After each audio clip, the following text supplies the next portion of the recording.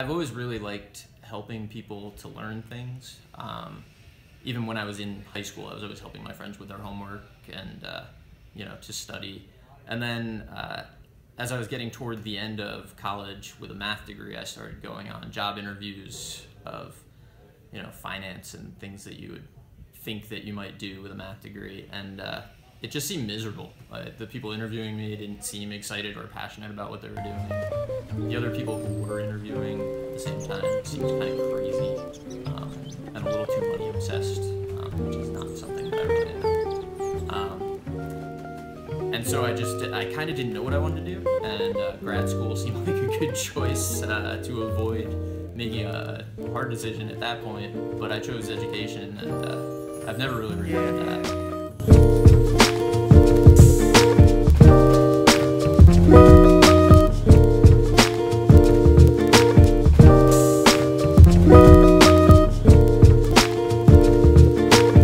So I ended up teaching Calc CD because kind of no one else wanted it, and my first year was teaching a lot of regular level non-honors classes that just weren't making me think very hard, and it wasn't as satisfying as I thought teaching would be. So Calc CD is a course that definitely challenges the teacher. The material is very difficult, and the students also are really intellectual and bright and challenging students. So it's a great experience as a teacher to have material that's challenging and students who really want to engage with it.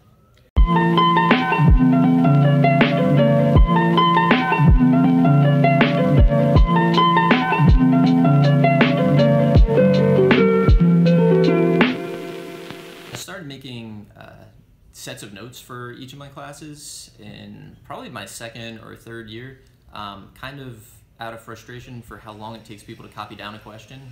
Not kidding. But I find that it's helpful, and everyone who reads them who knows me says they're in my voice and they can kind of hear me saying the problems and explaining things, and I think it's helpful because I go through them in class and then you can read them again. And it's really my take on the math, and I think it's always really helpful to be able to go back to how you first heard it, and so I write it down.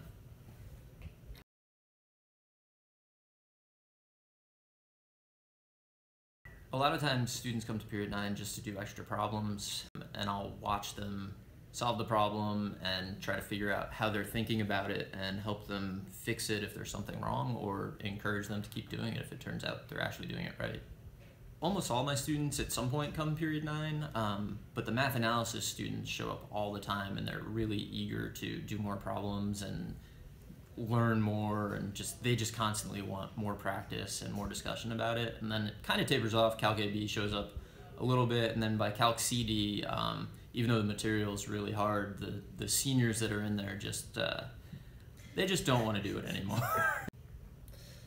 I don't give tests in class because I think it's a stressful enough environment, and the word itself just has connotations. And also a test, I kind of think should really test you, and a lot of the times when you're tested you don't succeed.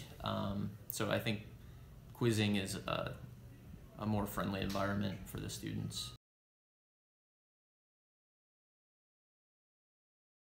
So in my AP classes, I'm a fan of everyone taking the AP test and getting a 5 on it, because they spend a whole year studying all the material, and to go to college and have to repeat that is just a waste of their time.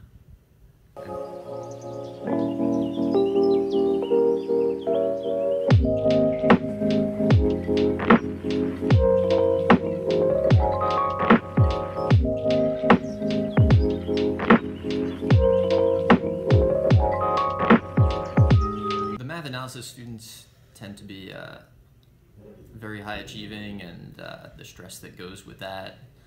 A lot of them are just anxious to do the best they possibly can, and they'll devote their entire life to it at the sacrifice of almost everything else, which is really unfortunate. But so they show up and they want problems, and then they want another problem and another problem, even if they've gotten the last 10 in a row right.